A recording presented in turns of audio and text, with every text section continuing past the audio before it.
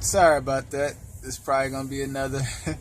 Well, it ain't no probably. It is gonna be part one of part two. I gotta remember to erase them other ones, man.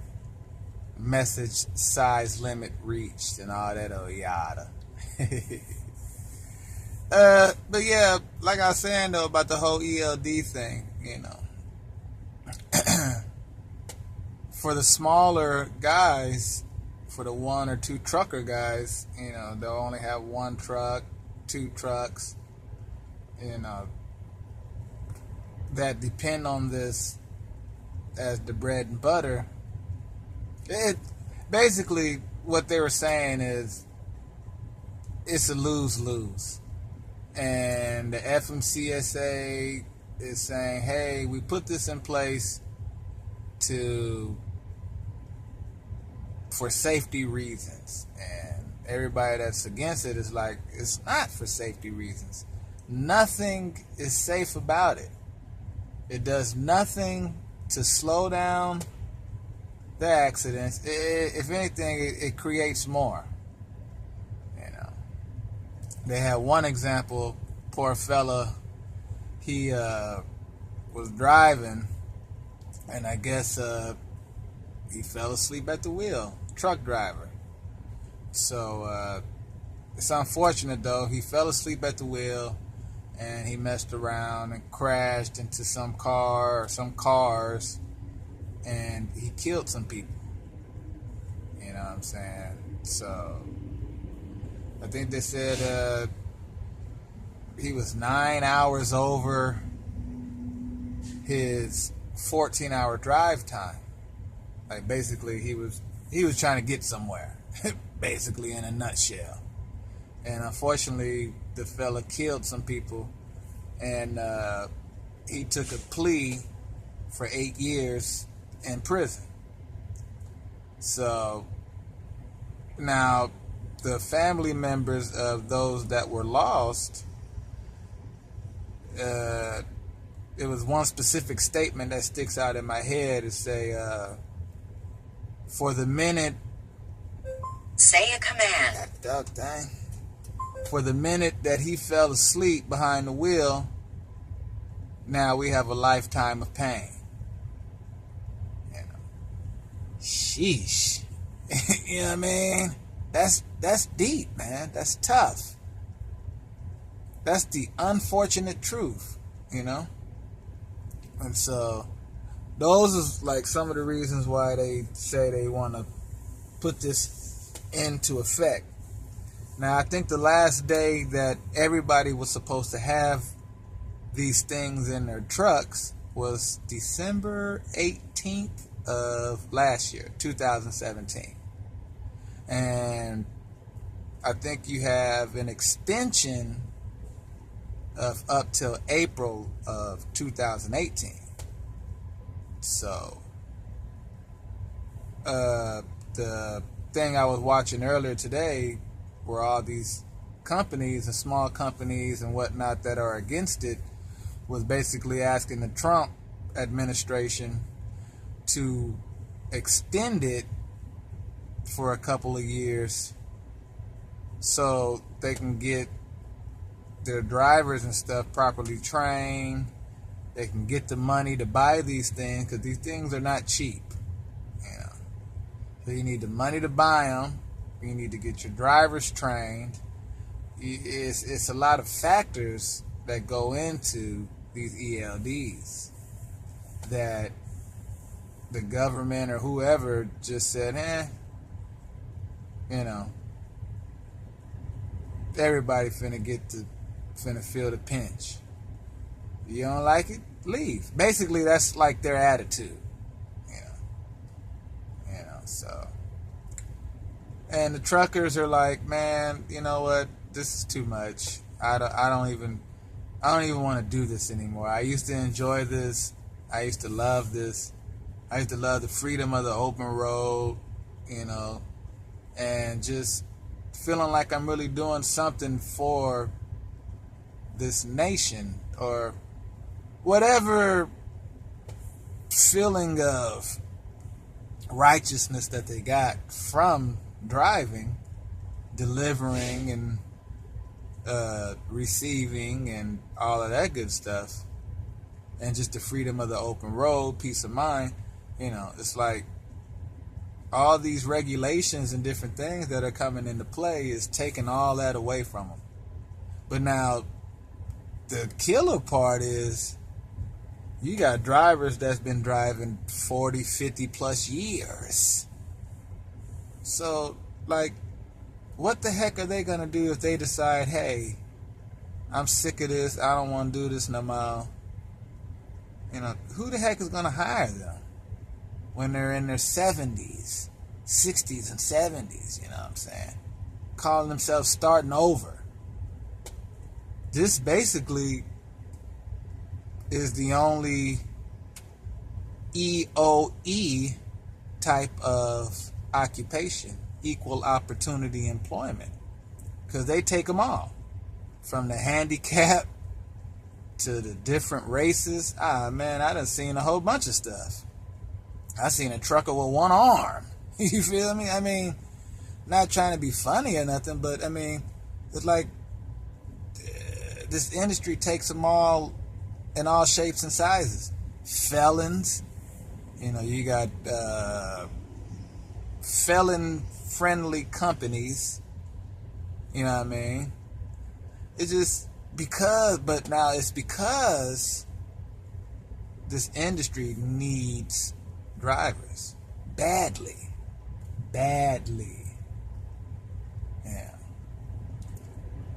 Which is funny though, because it's like the older guys have their complaints about the newer guys that are coming into the industry. So it is a share of newer people coming into the industry, but at the end of the day, they still need a bunch of drivers.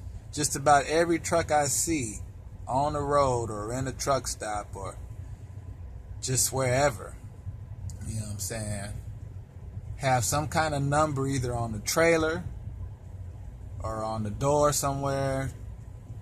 Owner-operators want it. Company drivers want it. Lease drivers want it. Drive-in. Whatever that they specialize in, they need drivers. I think the last report that I remember seeing was, I think like 114,000 drivers needed. 114,000. Think about that number for a second. You know what I mean? And this is supposed to be America's bread and butter. You can't get nothing done without a truck being involved in it somewhere. First of all, you got to get it to you. Yeah. Once it comes from overseas or wherever it comes from, or if it's manufactured in the States, it gets delivered on a truck. Everything. Food, furniture, clothes, cars. I was watching a video the other day. This fella here said it was a trailer leaving the doggone morgue, hauling dead bodies. You feel me? So it's like trucks are used for everything that America is built off of, and other countries as well. But they're putting all these mandates and regulations and doing all of these things to where these people are just fed up with it. The drivers are fed up with it,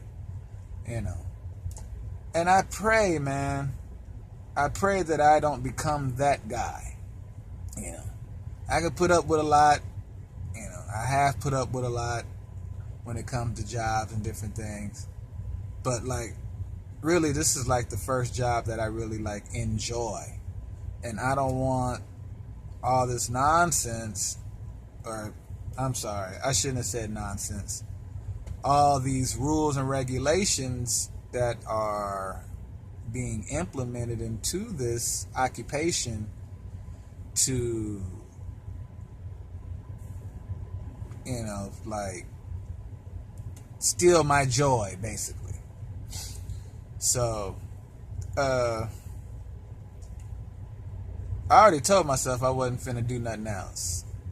this is it. I'll be 43 years old this year. Still in pretty decent shape for my age, and I can do this.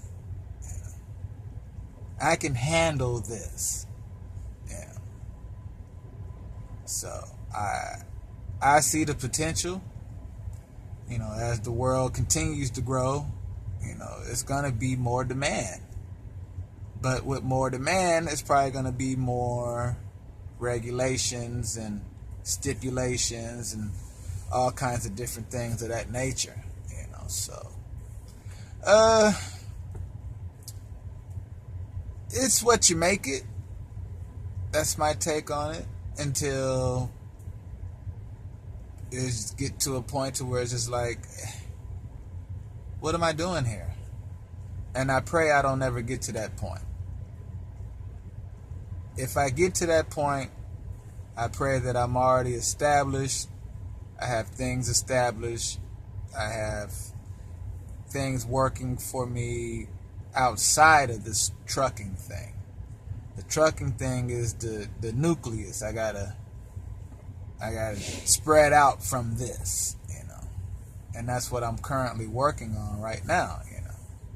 Bank accounts and savings accounts and different things like that. So when I am unable to do this, myself and my family will be set, which is my little girl basically and her mother.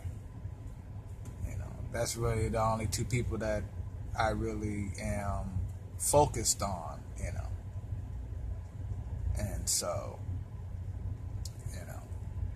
that's basically what that boils down to.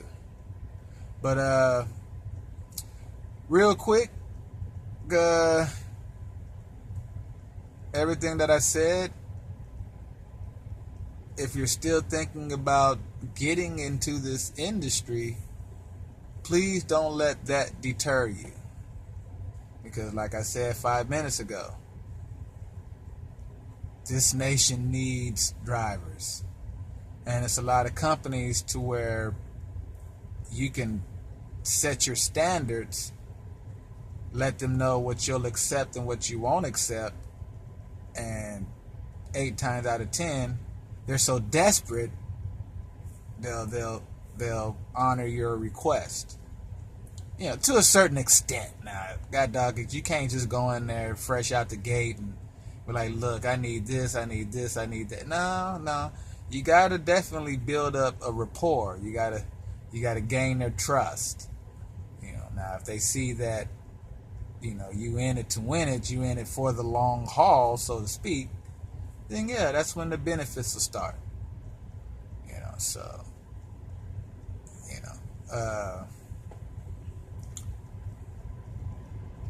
Raider Express, you guys all know that was my school that I went to.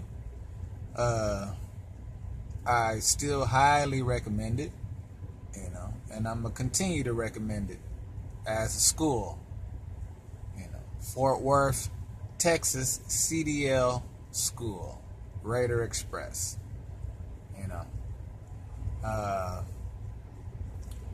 I got a couple guys that, like I said, used to be here that are no longer here. And on the strength of them, I'll tell you what schools that they went to. I'm guessing that they are schools or just training programs that are in the jobs of those companies. And one of them is Melton, Melton, Trucking Company. I believe I'm saying that right. Or it could be Trucking Incorporated or something of that nature. I got a good friend of mine that's doing his thing with them. He was once with Raider. Unfortunately, it didn't work out, so he felt like he had to make tracks. And he said he's doing well. Everything that was told to him has been honored through Melton. So I'll recommend Melton. Now, the other one that another good friend of mine went to was TMC. You know, I think they specialize in flatbeds. So I believe that he's doing well. You know, I haven't heard anything to where he's not doing well. And so I believe he enjoys it, you know. And so those are two other places outside of Raider Express that I recommend to you guys if you're looking to do something with this trucking game. So again, man, don't let all that other stuff I was talking about deter you guys, man. You know, it's about what you want and what you're willing to do to get it. You know, everything else will fall into place if you are putting forth the effort. That's my stand on it. You know, and I can only speak from my own experiences. You know, this is why I talk to you guys, because I'm telling you guys my experiences, and it's recent. You know, it's not years ago, and you know, it's like right now what I'm going through, what I've done, and what I've seen, and you know, what's working for me.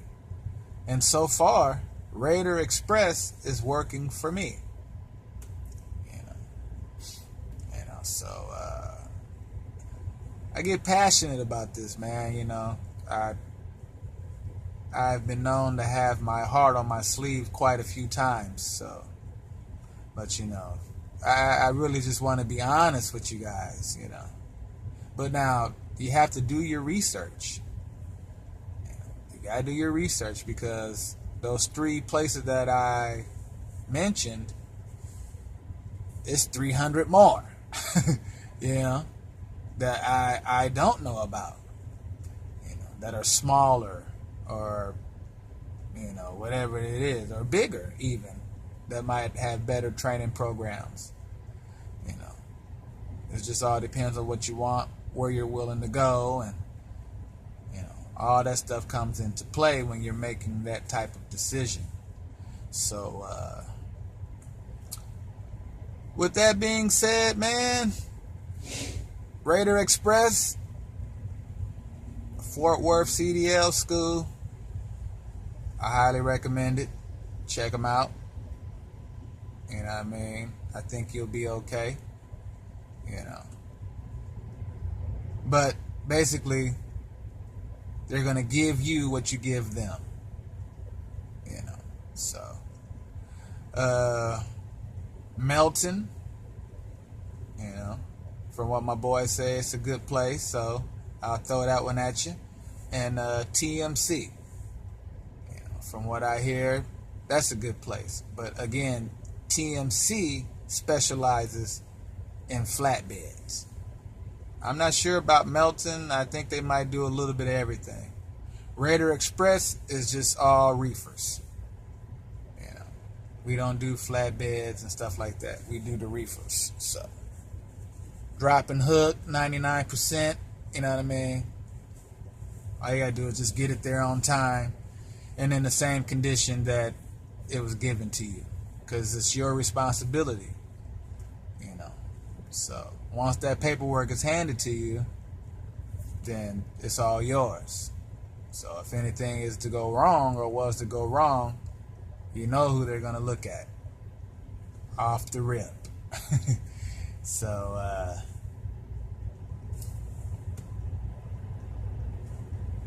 Joekooldatrucker, man, just a brother living life by the mile. Y'all people be good, man, and God bless. And I pray this message finds you all well. Take care. Peace.